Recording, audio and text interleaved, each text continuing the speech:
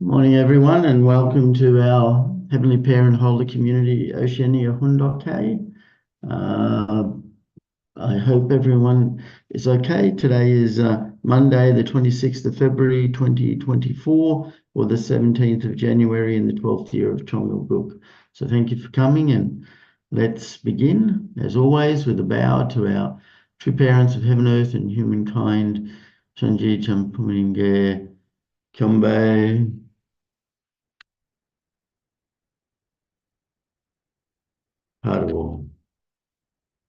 And let's recite our family pledge, both in Korean and English. 가전맨세 6. 천일국 주인, 우리 가족은 참 사랑을 중심하고 하늘 부모님과 참 부모님의 대신 가정으로서 손을 움직이는 가정이 되어 하늘의 축복을 주변에 연결시키는 가정을 완성할 것을 맹세하나이다. Family pledge number 6. Our family, the owner of Chongal, pledges to become a family that moves heavenly fortune by embodying the heavenly parent and true parents, and to perfect a family that conveys heaven's blessing to our community by centering on true love. Thank you. And I'd like to ask Janine Helen if she could offer the opening prayer, please. Okay, let us pray.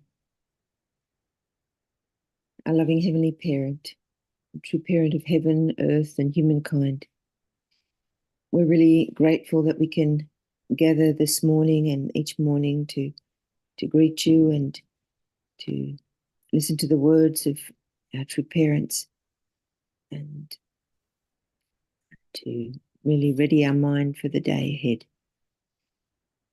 And we thank you, Heavenly Parent, that you continue to love us and that we can see through our true parents more deeply all that you've been doing through history and all that you planned for us, and really grateful, Heavenly Parent, that we can be a part of building your heavenly kingdom on the earth. Pray for the protection and the victory of our true mother and the realization, Heavenly Parent, of all the hopes and dreams that you've had through history. We offer this time now, open our minds and our hearts to you. You can guide us and teach us. Thank you, Heavenly Parent, and I pray in the name of Life and Janine Helen Central Blessed Family. Aju. Aju. Thank you. All right. Seat of the Pants Productions, may we help you? Okay, here we go. Section 1, the way of our original nature. Why were we brought into this world? Why do we have to live? Where are we heading? We should not think that we were born by our own will. We were born into this world, yet we do not know the motivation and purpose behind our birth. We were born, but it was not because we chose to be born. We are living, but it is not because we decided to live. We will die, but it is not because we decide to die. Then what is there to be proud of? Since we cannot choose to be born, we cannot have exactly what we want in our life, and since we cannot avoid the path of death, we are pitiful beings with not much to be proud of. Since we were born, we are destined to live, and after living, we are destined to die. Okay, so I'm assuming those two little asterisk things is where we end. Yes, good thinking. All right. So the way of original nature, by why we were brought into this world. Yeah. So as it's an obvious thing there, I mean, I'll just We don't decide, obviously, anything about our existence. We're just here, and we just need to appreciate it. So as Father's saying, what can we be proud of? We didn't decide anything. We should just realize, or appreciate the fact that we are here, and discover the purpose that God had intended for us. So like the last part there, since we were born, we are destined to live, and after living, we are destined to die. And that destined in the sense of we got no choice over it. We were born, and then everyone does die. But what do we do here? So anyway, let's continue on. I'll move it up a bit. Preparation to fulfill our purpose of life. People in this world often ask, what is life? This question relates to our view of life, of the nation, the world, the universe, and finally of God. How do we decide on our views of all these issues? What should be the basis for all these views? And how do we put them in order and connect them together? There is no better view of life than that based on the principle of living for the sake of others. Through it, you can find happiness by living for all humanity, for the whole world, for your nation, your society, your family, spouse, and children. Yeah, it's so here, it is clearly starting to understand, that life is based on living for the sake of others, and that what is our life for? I mean, that's I'm sure a question we all asked at one point in our life. Why were we born? Or maybe you didn't. That's okay. But I certainly did. When I was growing up, thinking why. And when I realised that, really this world is selfish, and I don't want to be selfish, but I can't seem to stop it. But the key is understanding there is no better view of life than that based on the principle of living for the sake of others, because it benefits everyone regardless. Okay, thank you. Let's continue.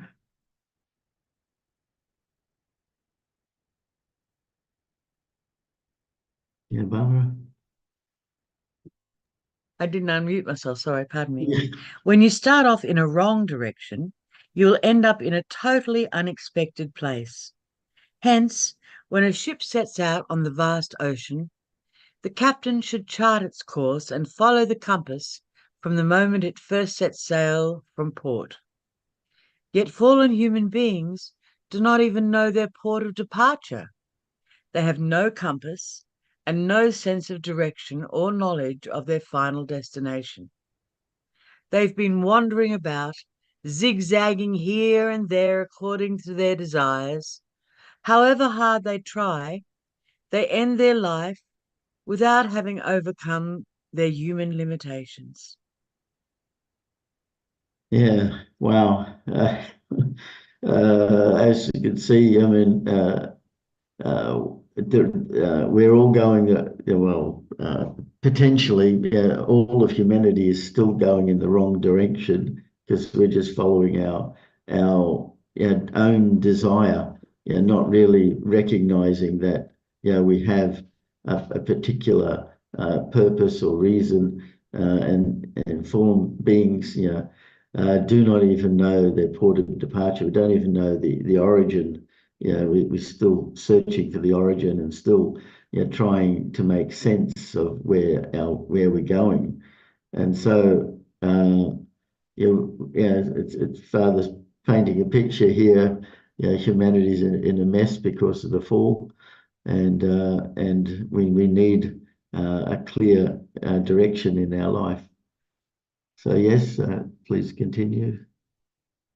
You should not live your life without knowing what you are going to do. By the time you're in your 20s, you should have a clear view of what you're going to do with your life. then you have to struggle to achieve that objective if you are to become a historical figure who leaves behind a legacy. You need to muster the courage to fight to attain victory, no matter what difficulties you encounter in trying to accomplish your goal. You should not try to avoid difficulties, but rather have the guts to digest them. Yeah, that's true. Should not live your life without knowing what you are going to do. I mean, that's really having a purpose. People who think there's no purpose to anything find themselves, I believe, in a confused and often end up in a depressed state. But when you've got a clear vision, you know what you're going to do, then you just set it out. And Father's saying by the time you are in your 20s, you should have a clear view of what you're going to do with your life. And being a teacher and speaking to a lot of young people and asking them, what do you plan to do? Pretty much 99% of them basically say that they don't know what they're going to do, and that's a really sad state of affairs. I often used to think, don't you have some desire? I often try to make it small and say, think about, what do you want? Where do you see yourself in 3 years? Where you see yourself in 5 years? Where you see yourself in 10 years? And then I'd ask them questions. Do you see yourself, working? Do you see yourself married? Do you see yourself, happy? And many times they always answer yes. But you need to muster the courage to fight to attain victory, no matter what difficulties you encounter in trying to accomplish a goal. You should not try to avoid difficulties, but rather have the guts to digest them. And so, I'd try to encourage them, to have a goal, have, what their life goal is, and it's because of the fall, it's sad we don't have this clear direction. The few that I did find that knew what they were going to do, they had a plan that was mapped out, and they knew the steps, and they had a lot of expectation in what they're going to do. But we need to, if you are to become a historical figure who leaves behind a legacy, we need to, then you have to struggle to achieve that. And that's the same for us. I mean, we want to leave a legacy, so we need to struggle to make sure it happens. So continuing.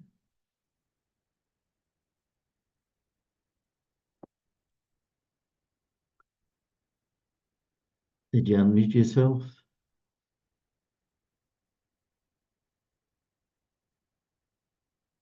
You there, Barbara? Yeah, sorry about that. The most important period in your life is from age 18 to 24. You should set the goal for your life by the time you are 24. If you have self-discipline and offer sincere devotion, you will come to understand what it is. If you were born into the Unification Church and have led the proper life of faith, you already know what to do. On the other hand, those who live self-centered lives and take into account only their own interests have no idea. If you do not have any idea about your own direction, it is a serious problem. You need to discuss with God regarding this important matter of your life. Also, you need to adapt well to your environment. Yeah, this really giving some very clear direction here. I don't know how many of you had realized, what your life goal was by the time you're 24. Your father saying you should set the goal for your life by the time you were 24. And then he's saying, if you have self-discipline and offer sincere devotion, you'll come to understand what it is. And that's for anybody, whether or not they are members, because the next line there said, if you were born into the Unification Church and have led a proper life of faith, you already know what to do, because really the core is living for the sake of others, and then becoming that object partner of love that God has always desired from the very beginning of creating all of everything, including all humanity. But if we live self-centered lives and take into account only their own interests, have no idea. And if you do not have any idea about your own direction, it's a serious problem. You need to discuss with God regarding this important matter of your life. Also, you need to adapt well to your environment. And so that's another thing, when people think about their future and think about what they want to do, often they don't pray, they don't talk to God, they don't acknowledge guidance from parents or limit, because they're too caught up in their own self-centered lives. And this becomes a serious problem, because it just leaves, as we know, the mess as we see it, and people just do what they want with disregard. And it's time for people to hear this sort of message, to really know what to do, and we have the opportunity to explain to them that God is alive and should consult, and that there is a method to achieving our purpose, and a method to realize how to live for others, and why that's important. So continuing.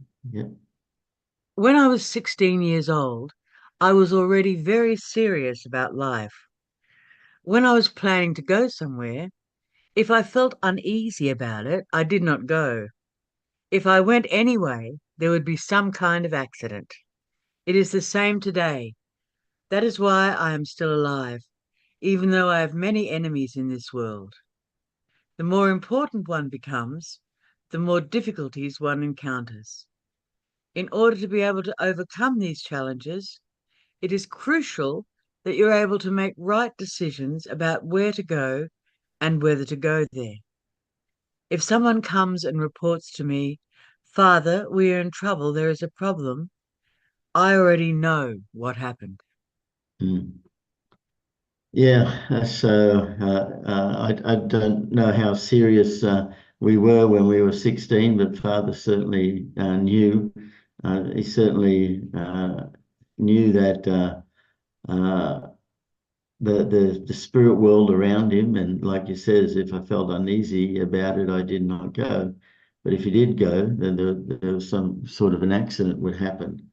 And the same happens today. So we have to be sensitive to the spirit world, and really be attuned. And that statement there, the more important one becomes, the more difficulty one encounters. So question comes, do you want to be important? And so you better be ready for difficulties. And sometimes the importance is thrust upon us by others, and therefore we get difficulties that we didn't expect. Or sometimes we do things that give us accolades in some way, or some sort of acknowledgement, and then more difficulties, because we have to keep up the discipline. We have to keep up as Father says, in order to be able to overcome these challenges, it is crucial that you are able to make the right decisions about where to go and whether to go there. So we need to recognize what's happening around us, the environment, and to make the right decisions. And that's why consulting with God and praying and being sensitive to the spiritual environment, and taking in everything that is occurring, and so we get the right one. And if something happens, well, we know that that's an indication that it wasn't the right thing. Because if it was the right thing, it would be successful. And that's why Father said he's still alive today, because of always making the right choices and following the right way. And that's things that we have to do as well to make those right choices. So thank you. If you cannot sense things like this, you'll never become a great leader. You should not look at things two-dimensionally. You need to consider them from all angles. If you adopt a multidimensional way of thinking, an infinity of two-dimensional situations will be included. Because I have such a quality in me, if a person whose conscience is not upright comes to me, no matter how successful he or she is, I always have the upper hand. No explanation is needed. Of course, you need to have knowledge, but more than that, you need to develop your spiritual awareness, because the future world is one of spiritual principles. Yeah, the future world is one of spiritual principles. I mean, our future, as we know, is spiritual. I mean, we're here on this earth to grow and to make those lessons and to walk that path. And if you cannot sense things like this, the spiritual things that are happening around, I mean, especially now in this closing of our the golden age, whether we want to accept that or not. Mother is getting older; she's 81, and all of us have to rise up to be great leaders, and so we need to become spiritually aware. We shouldn't just be focused on one thing, because if we're focused on one thing, that tends to cause us to be selfish and not understand. You need to consider from all angles, Father is saying.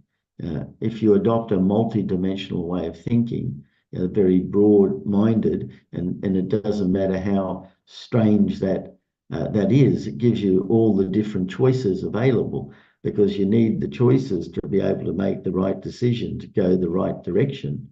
If we don't have that open mind to see all of the different directions, we won't get all the different scenarios. We can't assume. I mean, that's the other thing. That's why the spiritual awareness, the prayer, the consultation with others, then you can make correct decisions. That's why Father says he has that quality in him.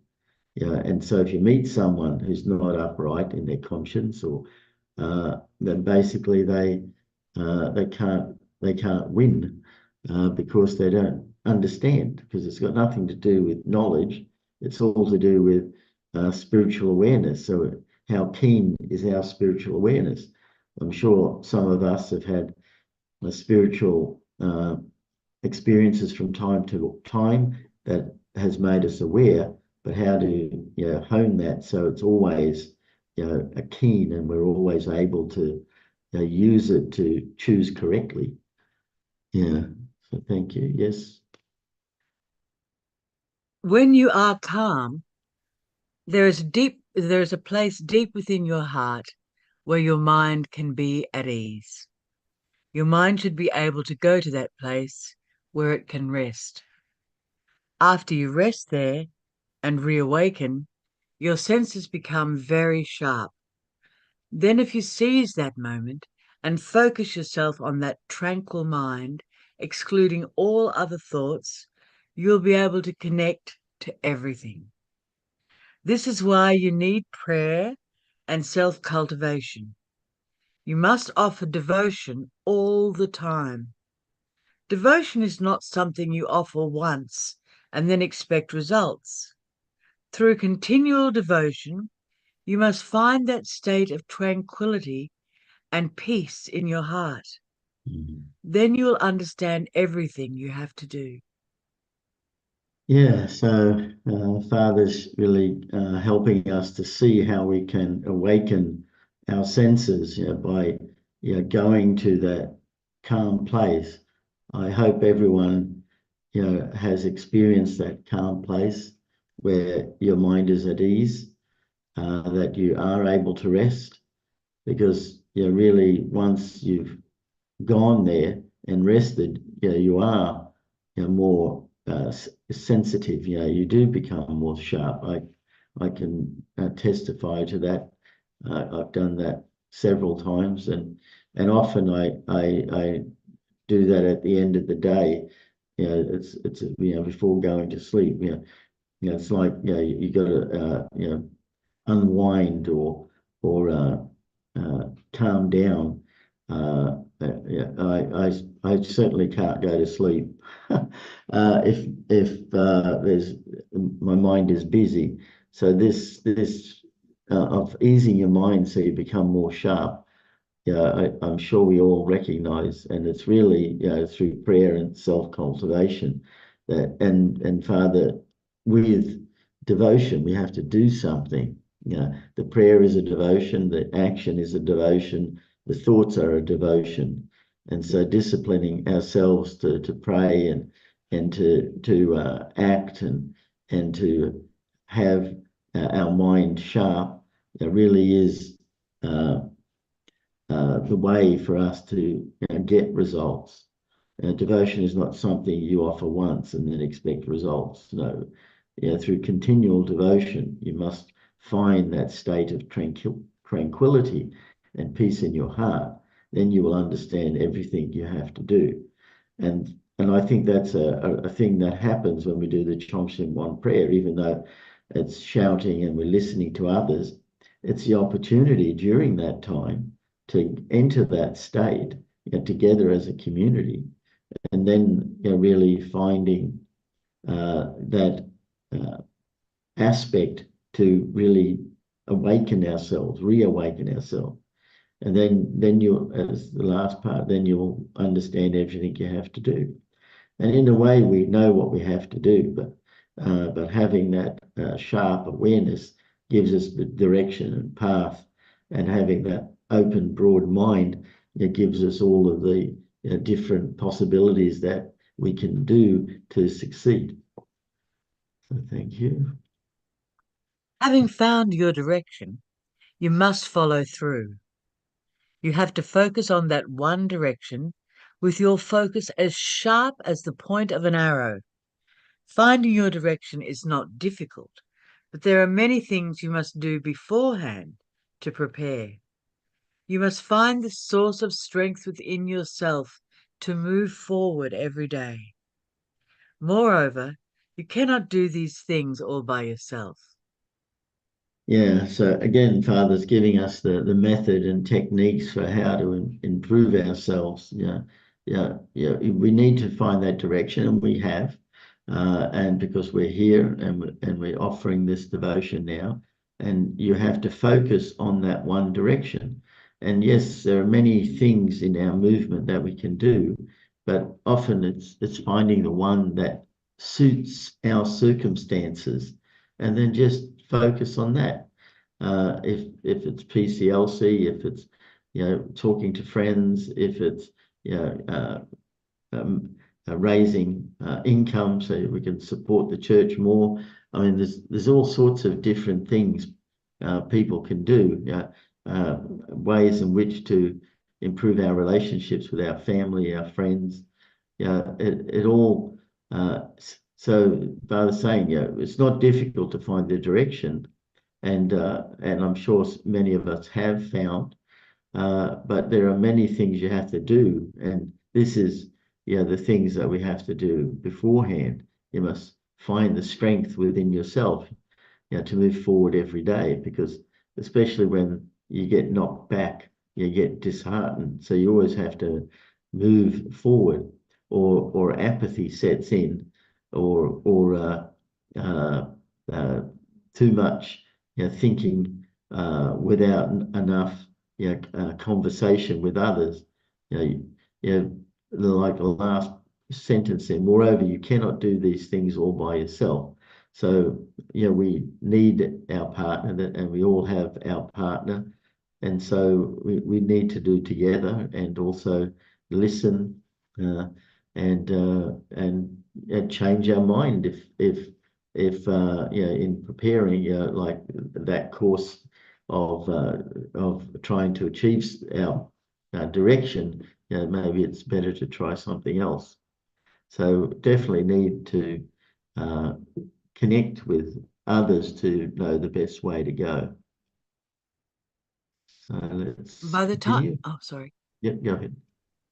By the time you reach 18 years of age, you know what kind of person you are. However, you cannot succeed with your own power alone. This makes you prone to impatience. So you need the help of your friends, teachers, and God. When I need greater power than what I have in order to do something on the world level, I become serious about the question of where I can find that power. If I were not able to find extra power, I would have to retreat, but that is not an option. That is why we need to pray and why we need God. That is why we need the world of heart. Wow. Yes. It's an amazing message today. Yeah. And if we reflect, by the time you reach 18, you know what kind of person you are.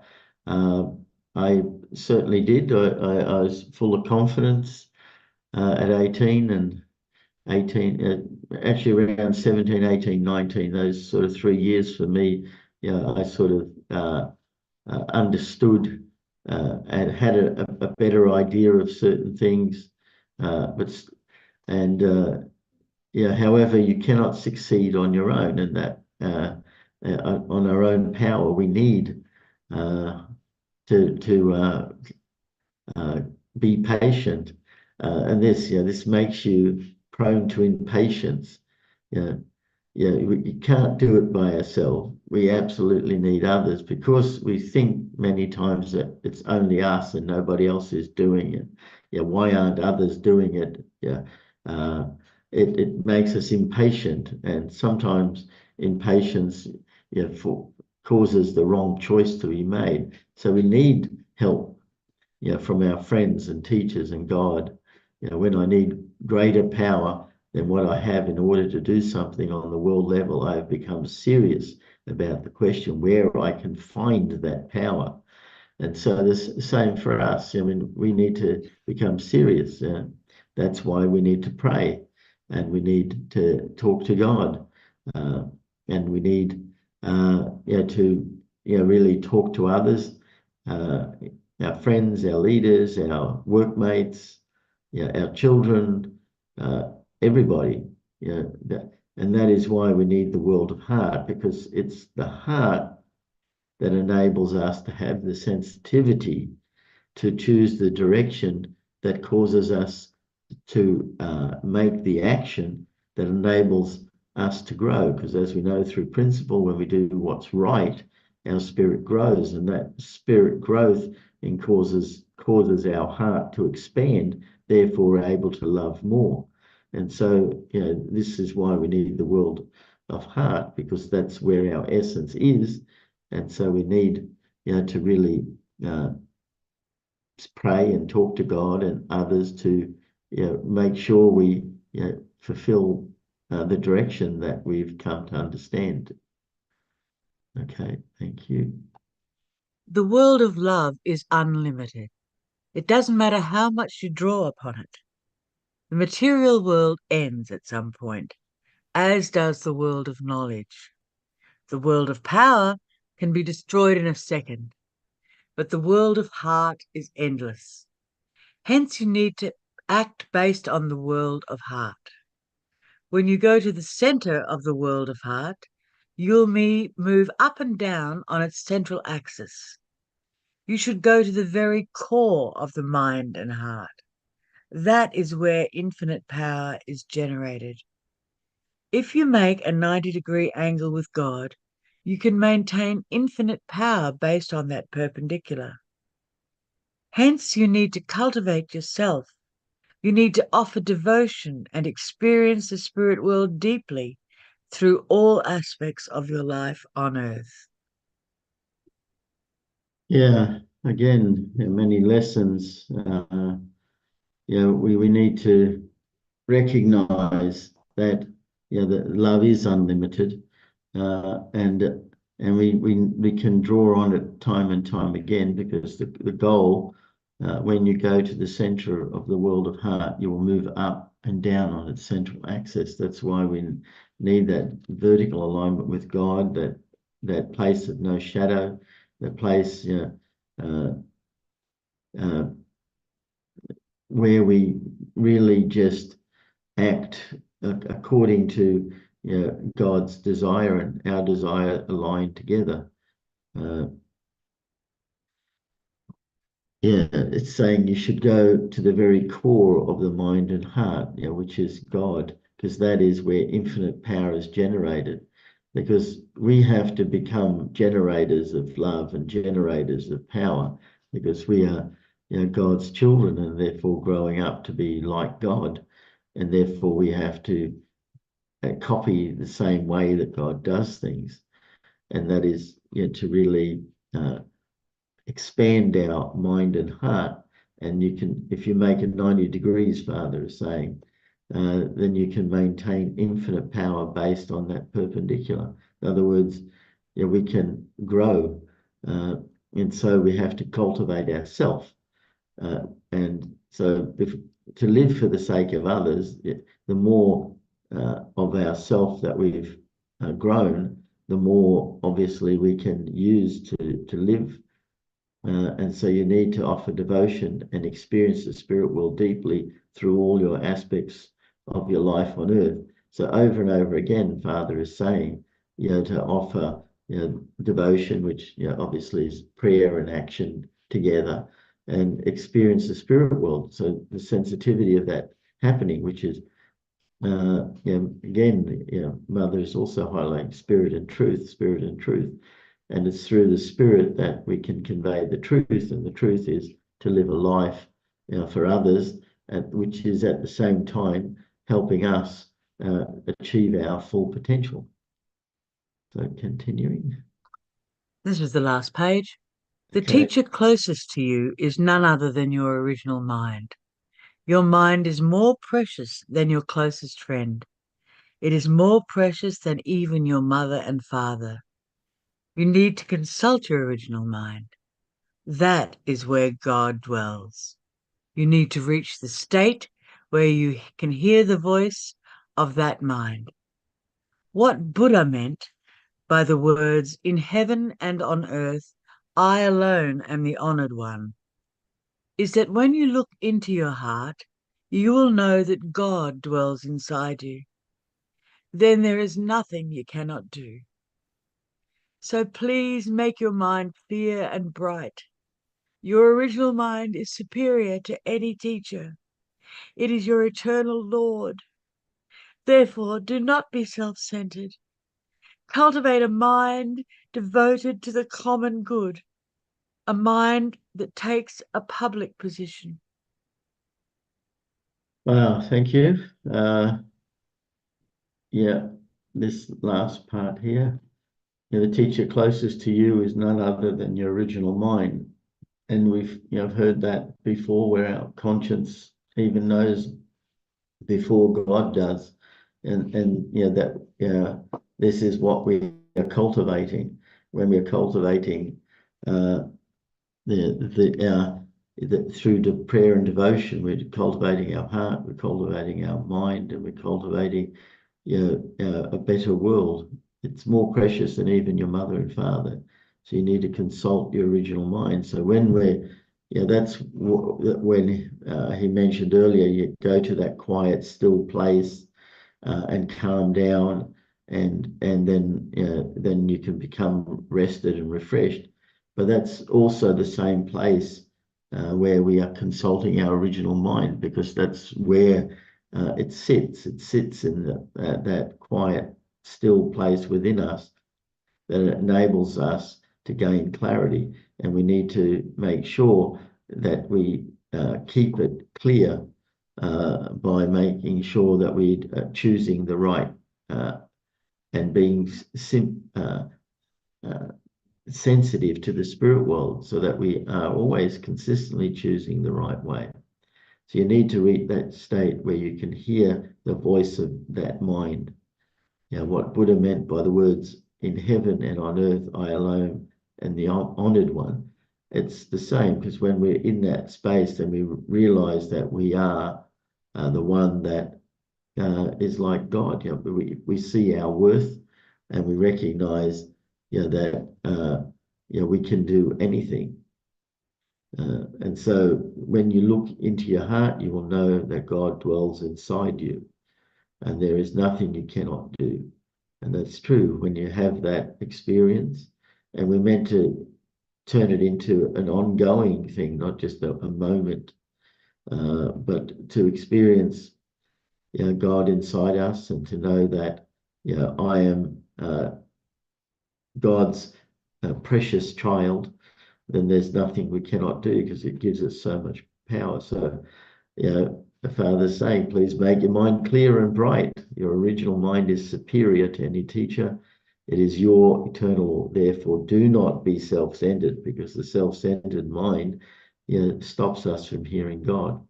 We need to cultivate a mind devoted to the common good, a mind that takes a public position. So yeah, so thank you, and that's the reading and message today, and I hope to find out what happened to Reverend Utaka later.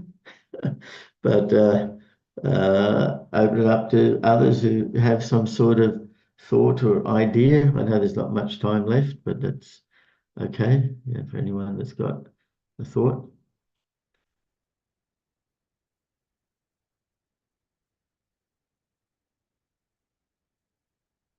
Yes, Margaret, go ahead. Then after Margaret, Bent. Yeah. Congratulations. What a team this morning. That between Barbara and John, you just did what the words are being said this morning.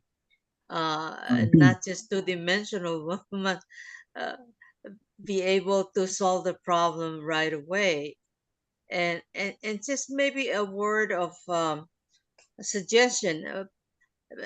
Next time like this, it would be good to have people make it an interactive sharing. So have people raise their hand for each section, and maybe make a comment on that section.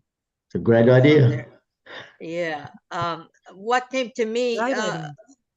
yeah, is the principle talks about sensitivity to God's heart as the goal of our life, and that this speech brings that to me, reminder of that's the goal, that we are to grow and be sensitive to God's heart. But that's, I'm just so impressed by the way Barb just took charge and said, well, look, we can do this. And John, with his tech ability, did it. And wonderful. Thank you very much. Well, thank you. Yes, thank you. And Bent, you wanted to say something? Yeah, I think Margaret already said what I wanted to say. So great performance, John. You are an inspired commenter. And I like also Margaret's suggestion, you know, to sharing, whoever like to share. I mean, share shortly each segment. That would be great. Thank you. So thank you. Yeah, yes, Randall, go ahead. That was, yeah, it was awesome. But part of the reading I wanted to go back to, the whole focus. I mean, with the four fallen natures, the starting point is losing God's perspective. And that was the whole thing with this talk, is coming back to, what is God's perspective? What is God's heart there? This is, I mean, the divine principle is just, you know, pages with ink on it, in between a couple of covers. And that whole thing is just to inspire us. It's not the be all and end all. It's to inspire us to get that personal relationship with God. And when you're in tune with different things, then, you know, we're able to, you know, go and do so much more. Actually, I was inspired by some of the quotes. I'll be using that on my Sunday service next week in Melbourne. So yeah, it was more in line with the type of things that I was thinking of. The hidden secrets of the divine principle is my topic. So anyway, thank you very much, Barb. I love the way that you took control there and got things moving. So that was pretty awesome. Thank you very much. All right. Thank you, Randall. Thank you, everyone. And as you know, it's time for us to offer our unison prayer. So I'll just bring up the screen. All right. So let's pray together. Thank you.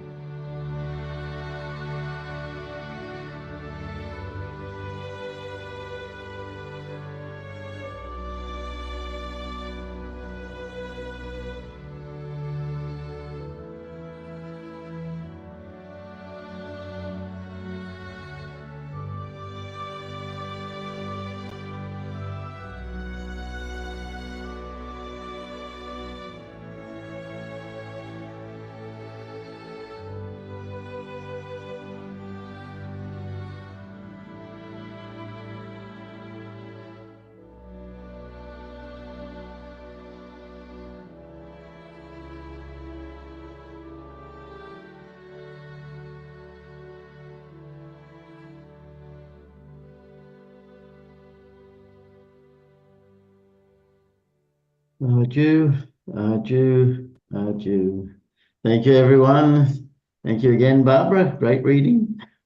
Yeah, I enjoyed it too, John. Thank you very much. Thank you. Have a great day, everyone. See you all again tomorrow. Okay, bye-bye. Thanks, Thank you. Margaret. Great suggestion. Bye. Many blessings. Mhm.